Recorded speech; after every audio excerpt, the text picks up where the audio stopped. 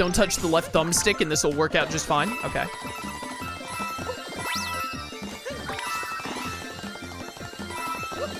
Chat, you were so right.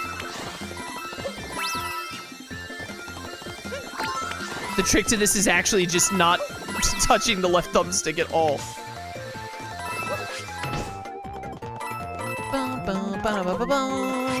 Woo! Oh yeah, this is gonna take like 10-ish minutes. I can already sense the people on YouTube either clicking onto the next video or just hitting the right arrow key repeatedly, but it'd be that way. They're gonna miss out on all the fun conversations we're gonna have, chat, all my opinions about whatever you ask and whatnot. Get in there. Nice. I know it's been a while, but how was Metaphor ReFantazio for you? I know in the end you felt it dragged out, but the overall experience, really good game. Probably like an 8 out of 10. Something like that. I really don't like giving numbered reviews for games as much nowadays, because sometimes I feel like I'm just throwing out a relatively arbitrary number because I don't really sit down and like make a list of like, this is why it's, this is why it like gets a point, this is why it loses a point, etc.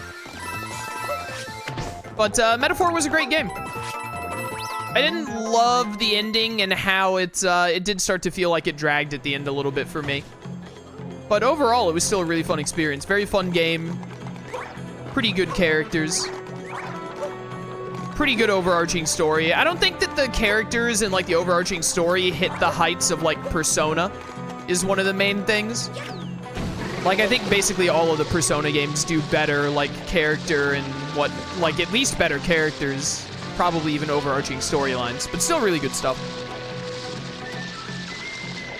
Would you rather play Odyssey Beach Volleyball or Birth by Sleep Fruit Ball?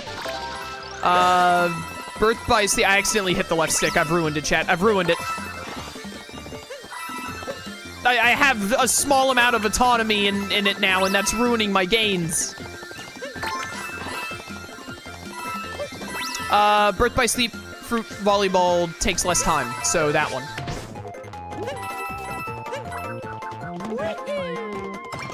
All right, we didn't miss out too many coins there. It's not too bad.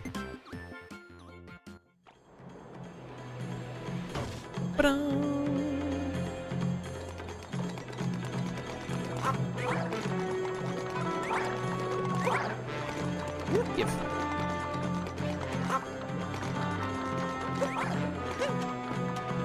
VOD watchers slowly ramping up the playback speed. So true. So true. Any interest in playing The Messenger? That's the game that Sea of Stars is a prequel to, right? Like I said in the Sea of Stars playthrough, not particularly at the moment, but maybe in the future. But I don't have any plans to right now, no. Bum bum bum bum. Whee! What did I need? 3,700, right? $3,700 dues. We're getting there. So far this year, we've had Expedition 33, Split Fiction. I've heard Kingdom Come is a contender. My personal game of the year is Blueprints. Good year for games so far. Games have been pretty good this year. If you put a gun to my head right now, I'd say Expedition 33 is my game of the year for sure. But Ghost of Yotai comes out in October, and I loved Ghost of Tsushima. I'm pretty sure Ghost of Tsushima was my game of the year in like 23 or 22, whenever it came out. I can't remember. I'm pretty sure if it wasn't my game of the year, it was like probably my second favorite. I'd have to go back and look at like what all games released and whatnot. But I'm holding out a lot of hope for Ghost of Yotai, like hitting it out of the park. And even with Ghost of Yotai, you know, Expedition 33 might still be the call for like game of the year. But man, I have a lot of faith in Sucker Punch for making another banger after how good Tsushima was.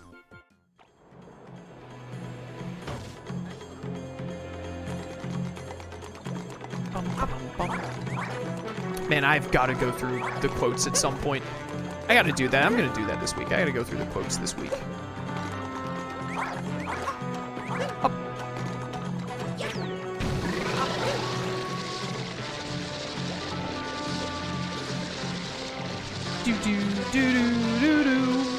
Apparently, Sea of Stars and The Messenger take place in the same world. It's not apparently. They literally do. Maybe not the exact specific world, but like the same, like, overarching lore, because, you know, there are multiple worlds in Sea of Stars. Whoop. But they absolutely do. It's just like an outright. It's like outright confirmed.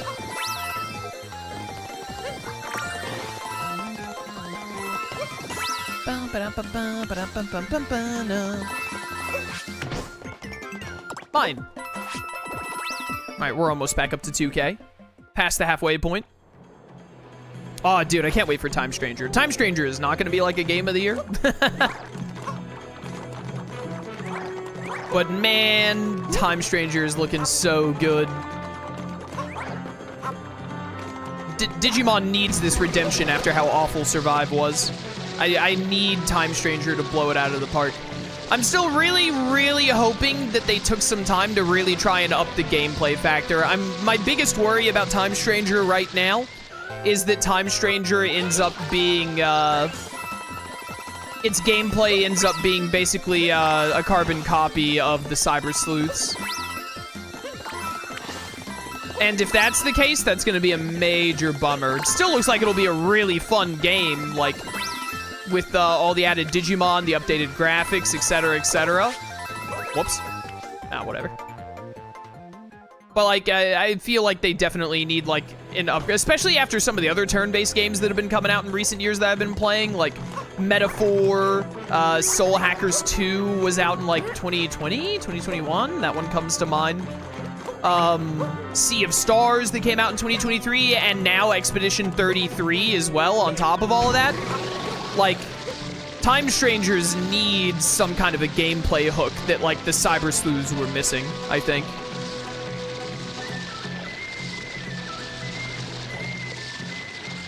Millenniumon was in the Time Stranger trailer. Yes. Well, I don't think he was in the initial trailer, I don't remember, but he was in the, like, the gameplay trailer? No, that was the initial trailer, wasn't it? Or it was one of the gameplay trailers. Yeah, they showed Millenniumon, like, starting one of his signature moves or something. They've been on Twitter, the official Digimon account has been, like, tweeting, like, basically weekly. Like, character profiles for characters from Time Stranger and showing, like, little 10-second clips of Digimon, like either new Digimon that they've added into the game or old returning Digimon that have gotten, like, updated graphics and maybe even updated moves in some cases. It's pretty cool.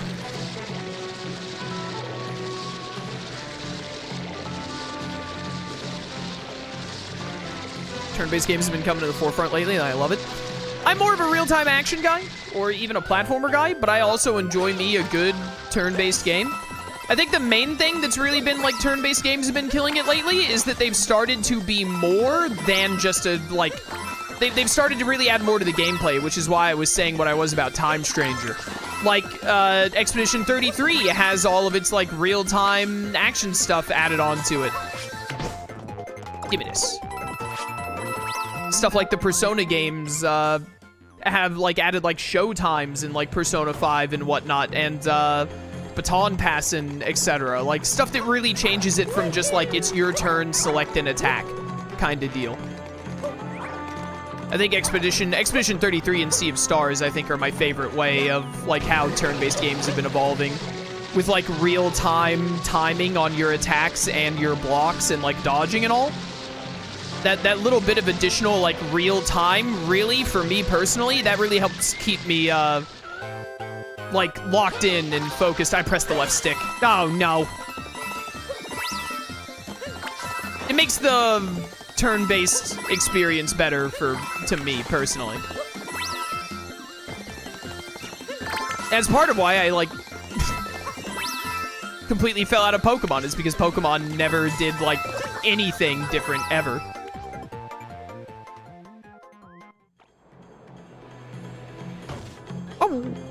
1,100 more, we're getting there. So I don't think that Time Stranger needs like something like Sea of Stars or Expedition 33's like timing-based stuff. I just think it needs more like what like Atlas's do. Atlas normally, instead of adding like real-time stuff, I can't remember. Man, I played Metaphor not that long ago, but I cannot remember the exact gimmicks that they added into it. But like Persona has like baton passing, show times, etc. And then Soul Hackers had the, I pressed the left stick again, no! I gotta stop doing that! Soul Hackers 2 had the, like the weak point setup, but also if you like hit enough weak points, then as you hit weak points, you would build up like an alt attack and then hit the alt attack after doing it or something like that. It's been a minute since I played Soul Hackers 2 either. But stuff like that. I think turn-based games really need more stuff like that.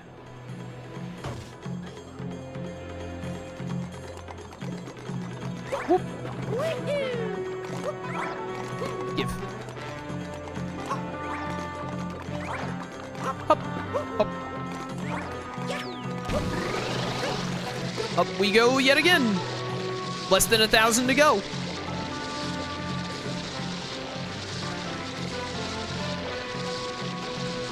Legends ZA looks to have a real-time battle system. Really? I haven't heard anything about that. I also haven't been paying attention to Legends ZA at all.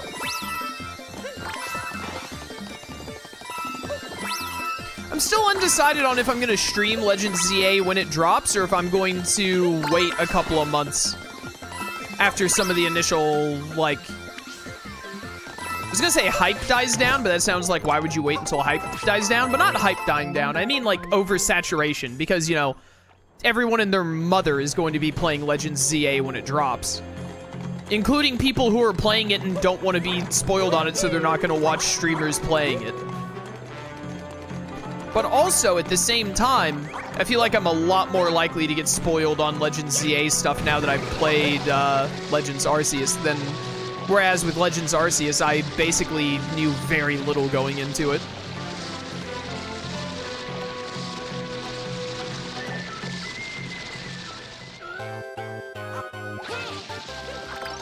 Doesn't seem like there's anything left to do here. That's where you're wrong, Cappy boy.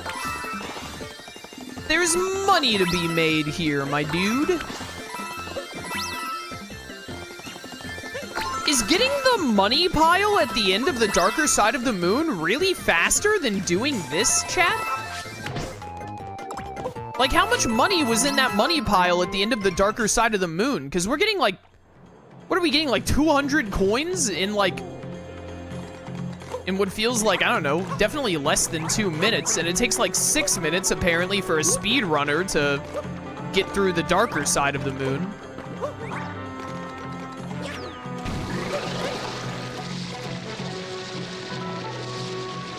$180 per run? 180 per run of what I'm doing, or 180 per run of going through the darker side?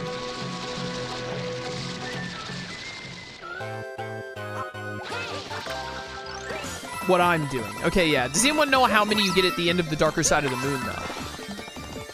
Because it would have to be like 500 to be better, right?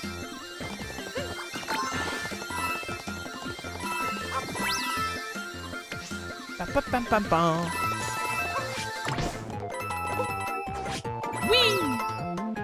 Alright, if we get 180 per, we should only need to do this 3 more times then. I'm interested in Pokemon Legends ZA because Chikorita is there.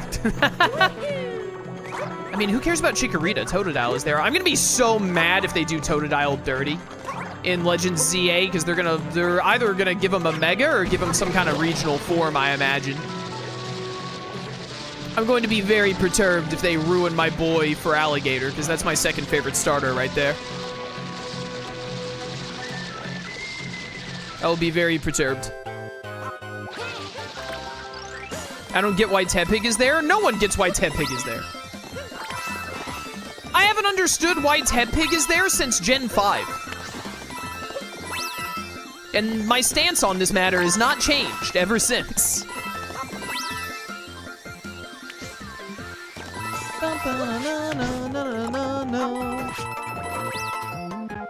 Just shy of 3,500.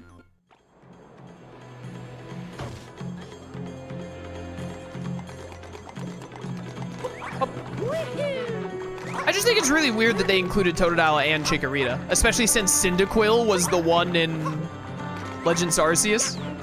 What a weird decision to throw in both of the other Gen 2 starters instead of getting a starter from like 3 different generations. What's wrong with Chikorita? It's standing beside Cyndaquil and Totodile is usually what's wrong with Chikorita.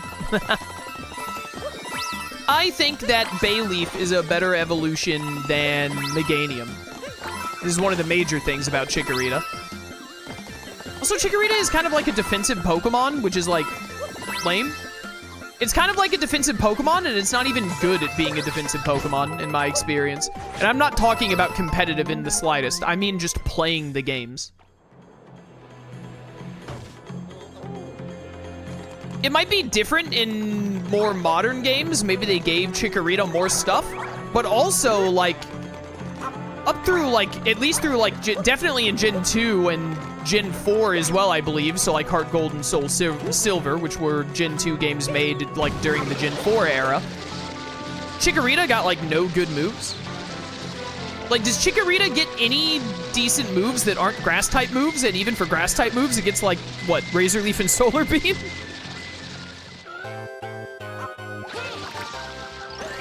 Oh, we're at 3,700. Nice. I think that's all we need. This didn't take too long. It was like 20 minutes of talking with chat. That was worth it, I'd say.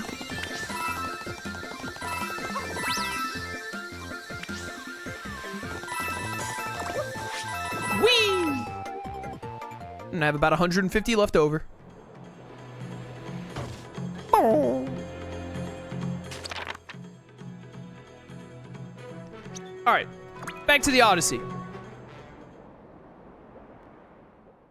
Never forget Chikorita became romantically interested in Ash? What? Source? Are you sure you're not confusing Chikorita with Latias?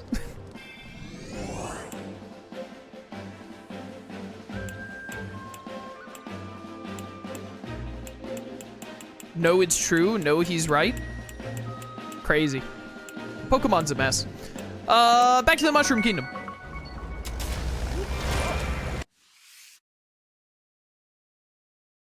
That's wild. Learn something new every day.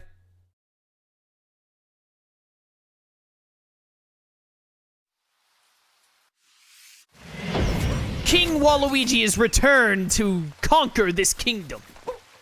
Fork over all of your toads. I'm putting them to work in the mines. No. Hi. Okay, we go until I have $150 left.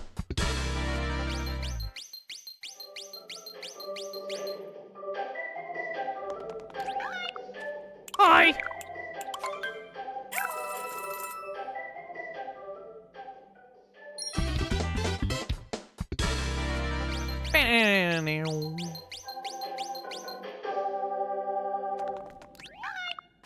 Hi. Is it, do I need 7 more? I'm gonna go double check. You got a moon. Nice. I'm pretty sure I didn't bother getting to 999 moons in my original playthrough, so it's nice to do it in this playthrough so that I like it when I do a Redux if I can like add a little more to it if possible. Although a lot of times when I Redux a game, it's a game that I enjoyed so much that I do need 7 more, okay. It's a game that I enjoyed so much that I did like everything in it anyway, so, you know, in cases like those, what are you gonna do?